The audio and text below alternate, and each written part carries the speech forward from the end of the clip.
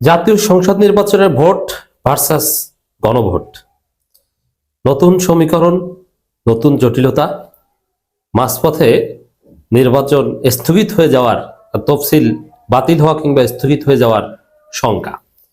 দর্শক, খবর একই দিনে সংসদ নির্বাচন ও গণভোটের তফসিলের বৈধতা চ্যালেঞ্জ করে রিট।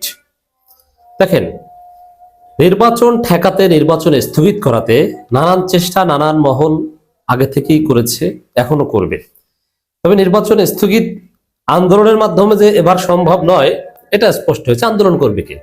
যেমন বিএনপি একটা সময় নির্বাচন চাইতো না, তারেক রহমান আসবে কি আসবে না এই প্রশ্নে। তবে ভারতের ক্লিয়ারেন্সে তারেক রহমান বাংলাদেশে আসার পর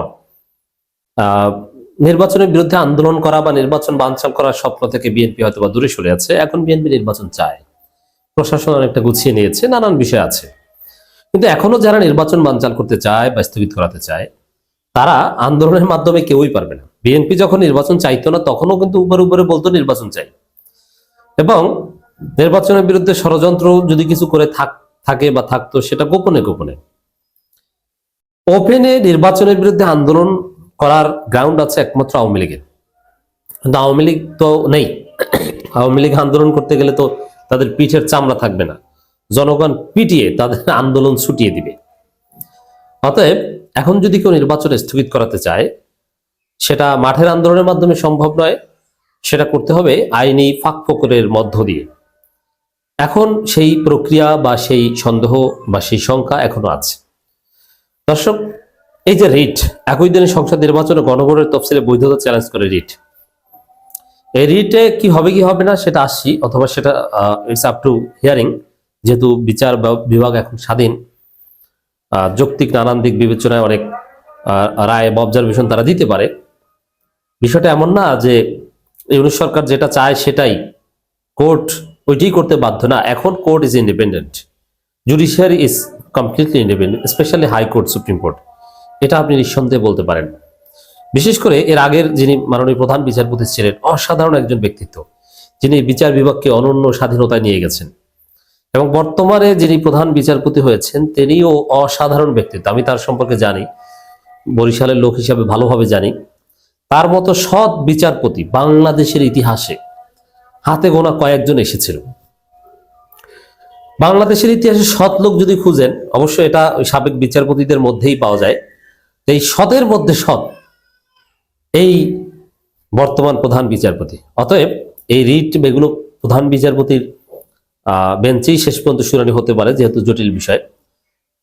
যদি রিট গৃহীত হয় তা সেখানে কিছু গ্রাউন্ড কিন্তু আছে উদ্বেগের মতো। দেখেন, এমনিতে নির্বাচন বাতিল করানো বা ষড়যন্ত্রকারীদের নানান বিষয় ওটা চলবে না, কিন্তু একই দিনে নির্বাচন ও গণভোট এর বিরোধিতা বাংলাদেশের অধিকাংশ জনগণ করেছে।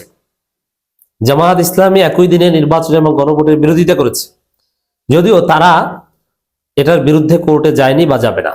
এই যে কোর্টে যাওয়া বা রিট করা, এর সাথে জামায়াতের কোনো সম্পর্ক নেই, এটা অন্য কেউ করেছে। কিন্তু জামাত সহ তাদের 8 দল, 11 দল, 12 দল, এনসিপি সহ আরো যারা আছে, তারা আসলে কিন্তু একই দিনে জাতীয় নির্বাচন এবং গণভোট চায়নি।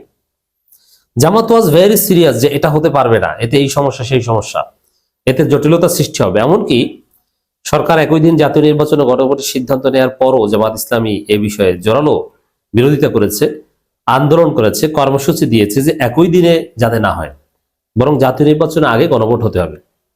তো সেই জায়গায় এই রিটটাকে আমি গুরুত্বের সাথে দেখতে চাই, যেহেতু এদেশের অধিকাংশ জনগণ একই দিনে জাতীয় নির্বাচন এবং গণভোট সঠিক বলে মনে করে না, এবং জামাত ইসলামের মতো সর্ববৃহৎ দলও এর বিরুদ্ধে জোরালো তৎপরতা চালিয়েছে।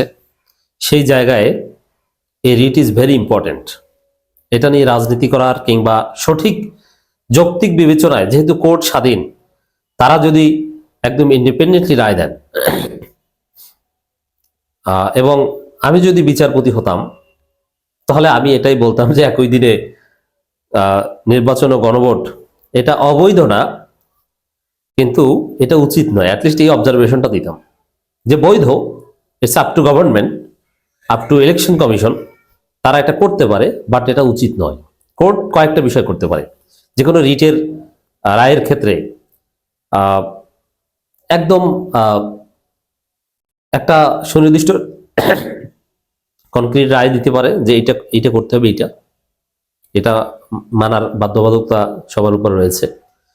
আরেকটা বিষয় হচ্ছে জাস্ট অবজারভেশন দেয়া যে এটা উচিত বলে মনে করি না, অথবা এটা সরকারের বিষয় কিন্তু এটা বিবেচনা নেওয়া উচিত, এরকম কথাও কিন্তু বলে থাকে। এটাকে অবজারভেশন বলা হয়। কোর্টের রায়ের একটা পার্ট হচ্ছে অবজারভেশন, আরেকটা হচ্ছে অব্লিগেটরি। ভার্ডিক্ট যেটা, সেটা মানতে সবাই বাধ্য, দ্যাট মাস্ট বি এক্সিকিউটেড, এটা এক্সিকিউট করা রাষ্ট্রের দায়িত্ব। কিন্তু আরেকটা হচ্ছে অবজারভেশন, যে এটা উচিত অনুচিতের ব্যাপার। মিনিমাম উচিত অনুচিতের প্রশ্নটা তৈরি হয়। তাহলে কোর্ট যেহেতু স্বাধীন, তারা যদি সত্যিকার অর্থে এরকম কোনো সিদ্ধান্ত দিয়ে দেয় যে একই দিনে এটা বৈধ নয়, আলাদাভাবে করেন, তাহলে কিন্তু সব হিসাব নিকাশ এলোমেলো হয়ে যেতে পারে। সরকারের সব পরিকল্পনা হিসাব নিকাশ যে কোনো সময় এলোমেলো হয়ে যাওয়ার একটা সম্ভাবনা রয়েছে। দর্শক, ইটস অ্যালার্মিং। একই দিনে জাতীয় সংসদ নির্বাচন ও গণভোটের তফসিলের বৈধতা চ্যালেঞ্জ করে রিট দায়ের করা হয়েছে। এখন এই রিট কারা করেছে দেখেন, নো আওয়ামী লীগ, এখানে আওয়ামী লীগ না। যিনি করেছেন তিনি প্রথিতযশা একজন ব্যক্তিত্ব, একজন সিনিয়র আইনজীবী, এবং তিনি পাবলিক ইন্টারেস্ট লিটিগেশন নিয়ে অনেকদিন যাবৎ কাজ করেন, এবং তিনি এ ধরনের জনস্বার্থের রিট অনেক করেছেন। অতএব আওয়ামী ষড়যন্ত্রকারীদের রিট নির্বাচন বানচাল করতে, যেটা ডাকসুকে কেন্দ্র করে অনেকে করেছিল, আর এই রিট দুইটা এক নয়। এখানে কিন্তু নির্বাচনের বিরুদ্ধে কোনো রিট করা হচ্ছে না, একই দিনে জাতীয় নির্বাচন এবং গণভোটের বিষয় রিট করা হচ্ছে। সোমবার 5 জানুয়ারি সুপ্রিম কোর্টের আইনজীবী অ্যাডভোকেট ইউনুস আলী আকন্দ এর রিট দায়ের। অ্যাডভোকেট ইউনুস আলী আকন্দ একজন প্রথিতযশা আইনজীবী, বাংলাদেশে অনেক স্পর্শকতার বিশেষ করে পাবলিক রিলেটেড কিছু কিছু আইনজীবী আছে যে রাষ্ট্রীয় বিষয় এগুলো নিয়ে ডিল করে না, তিনি ওই কে কাকে মারলো ওইসব কেস দিয়ে ধনী হয়ে যান। কিন্তু হাতে গোনা কয়েকজন আছে যে পাবলিক ইন্টারেস্ট লিটিগেশন নিয়ে কাজ করে, তাদের মধ্যে ইউনুস আলী আকন্দ একজন। অতএব তিনি রিট করেছেন, রিটকারী কে এটাও একটা বিষয়, এবং তিনি কোনো ষড়যন্ত্রকারী নয়, তিনি মাঝে মাঝে জাতির জন্য এরকম কাজ করেন। অতএব এটা নিয়ে উদ্বেগের কারণ আছে, যে কোনো সময় হিসাব নিকাশ এলোমেলো হয়ে গেলেও যেতে পারে। প্রধান নির্বাচন কমিশনার সহ সংশ্লিষ্টদের রিটে বিবাদী করা হয়েছে। যদিও এখানে একই দিনে নির্বাচন ও গণভোটের সিদ্ধান্তটা তফসিল ঘোষণা করেছে নির্বাচন কমিশন, কিন্তু নির্দেশনাটা ছিল সরাসরি প্রধান উপদেষ্টা, দ্যাট মিনস সরকারের। অতএব কোর্ট কোনো রায় দিলে এই তফসিল স্থগিত করিয়ে পুনঃ তফসিল ঘোষণা করার নির্দেশ দিলেও দিতে পারা সম্ভব নয়। চলতি সপ্তাহে বিচারপতি আহমেদ সোহেল বিচারপতি ফাতেমা আনোয়ারের হাইকোর্ট বেঞ্চে রিটটি আবেদন করে শুনানি হতে পারে।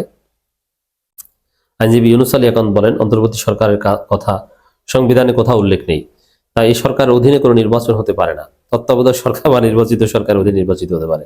এরকম একজন প্রথিতযশা আইনজীবী জনস্বার্থে রিট করে আবার শেষে ভেজাল বাজিয়ে দিয়েছেন, ভেজালমূলক কথা বলে দিয়েছেন। তাহলে বুঝতে হবে যে একদিকে তার রিটের যে কন্টেন্ট এটা যৌক্তিক, আর একদিকে অন্তর্বর্তীকালীন সরকার নিয়েই প্রশ্ন তুলেছেন। হ্যাঁ, এটাও ভ্যালিড। এই জন্য আমরা বলেছি সব সংবিধান লাথি মেরে ফেলে দেন, তা দেন না। এখন বুঝেন মজা।